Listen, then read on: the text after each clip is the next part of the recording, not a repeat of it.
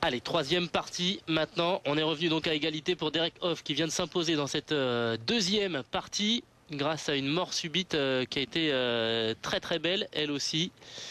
Et on se retrouve donc maintenant dans la manche décisive. Voilà, la dernière, voilà, quel que soit le joueur qui gagnera, donc il gagnera la Coupe du Monde. Et donc ça sera une première pour tous les deux, hein, puisque je rappelle donc Derek Hough, l'américain, c'est la première fois qu'il participe, et puis Larsen a déjà participé en 2004 à Singapour, mais il a terminé que 11e. Hein.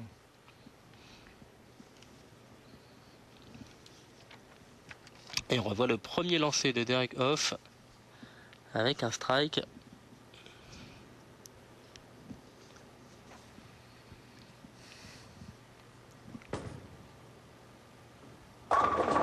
Ouais, il se reprend. Hein. La réponse de... Ouais, ça y est, il se reprend. Et il y a eu un creux, un petit passage à vide. Ouais. Alors moi, je voudrais dire aux téléspectateurs qui vraiment trouveraient donc, le jeu de bowling là, très intéressant, c'est peut-être des joueurs qu'on va retrouver à l'Euro Brunswick Challenge. Donc c'est un tournoi international, un des plus grands tournois internationaux qui se déroule en Europe. Alors en Europe, au bowling de Saint-Maximin, à côté de Paris. D'accord. Et il n'est pas impossible que ces joueurs-là, Larsen sera certainement présent, Derek Hough, là je suis pas sûr, hein, mais quoi qu'il y ait des Américains seront présents. Donc au mois de mars, au bowling de Creil Saint-Maximin. Donc s'ils veulent voir du beau jeu de visu là vraiment, qui se déplacent au bowling de Saint-Maximin, hein, ça va durer 10 jours et je pense que Larsen c'est sûr, mais je pense même Derek Hough aussi sera là. Ils pourront les voir jouer et évoluer. Hein. Ouais. Allez, 9 pour Martin Larsen sur ce deuxième lancé.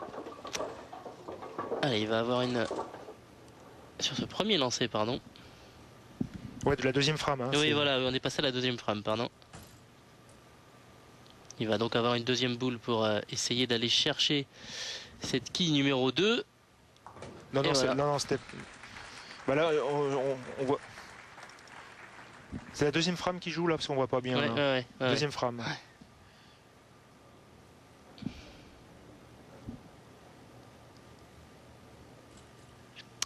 L'occasion de prendre l'avantage là pour Derek Hough.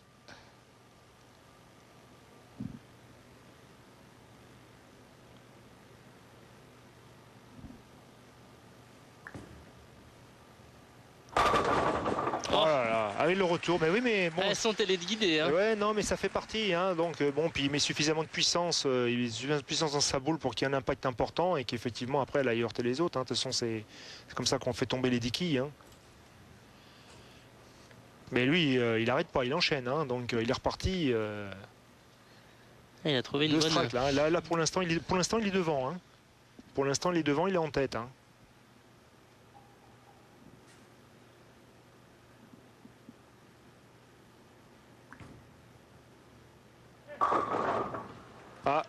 Voilà, il a laissé la quille 10 là, juste à l'extrémité droite là-bas c'est la quille 10 hein, mais bon la quille 10 ça arrive souvent hein. Suivant après l'impact où la boule arrive dans les quilles après la récée arrive pas bien.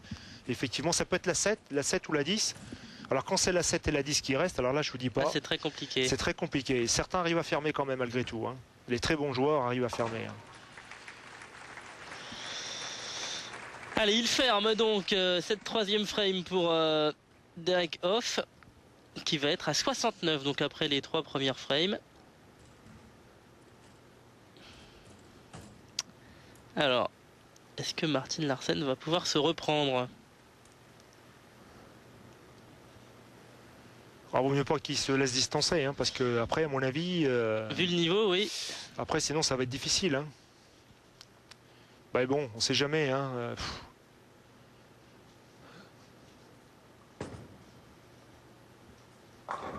Ah non, pas de souci. Il est solide comme un roc. Ce qui est sûr, c'est que c'est pas le mental qui va les lâcher, ça pourrait être le physique, mais bon, là on le voit, hein, c'est des joueurs qui sont entraînés. Hein.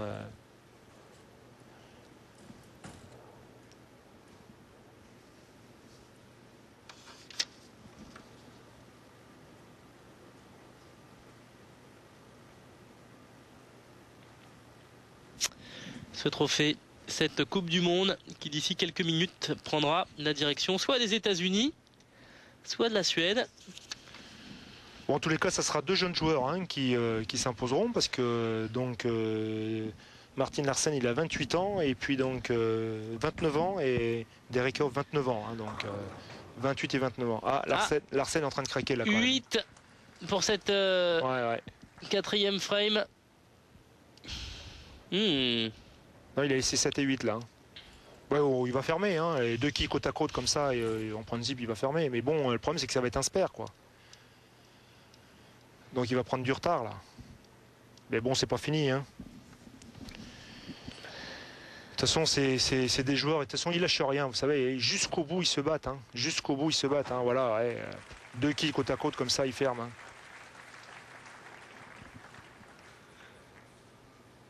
Alors pour eux, c'est facile. Hein. Ça serait pour nous. Oui, bah. Ça sera un peu différent. Non, mais moi, vraiment, j'invite les spectateurs. Hein, si vraiment ils veulent les voir jouer vraiment en direct, il faut aller au bowling de Saint-Maximin là, au mois de mars. Hein, à l'Euro-Brunswick Challenge, ils seront là. Hein. Là, ça va être un magnifique spectacle aussi. Hein. Oh là là. Ah, le problème, c'est qu'il enchaîne aussi. Hein.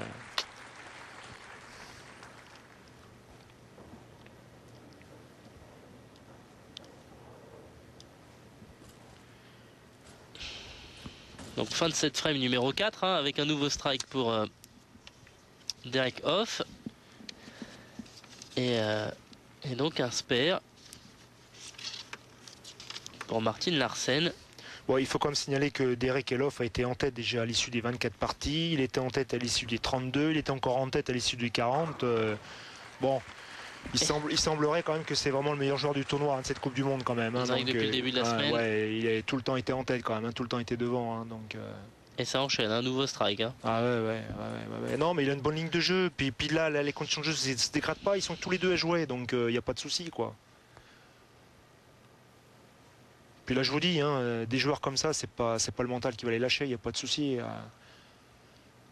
Là, on voit comme sur le visage, là, Larsen, là, on sent que il est un petit peu moins, comme il est un peu moins là. On sent moins d'agressivité, même. Mais bon, c'est peut-être physiquement. Hein.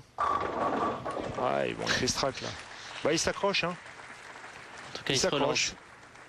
Dans cette frame. Il reste en contact, hein, rien n'est fait, hein, c'est pas fini. Hein. Dans cette frame numéro 5, donc les deux hommes qui font un strike chacun.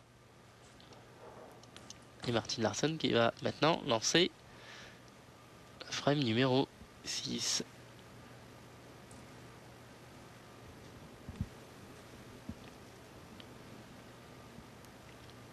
Ouais, on voit bien hein, la boule comme elle roule hein, sur la piste. Hein.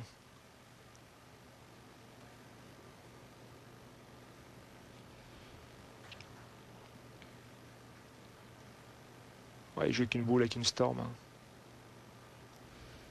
Voilà, et le balancier, hop, et on envoie bien fléchi sur sa jambe. Et allez. Ouais.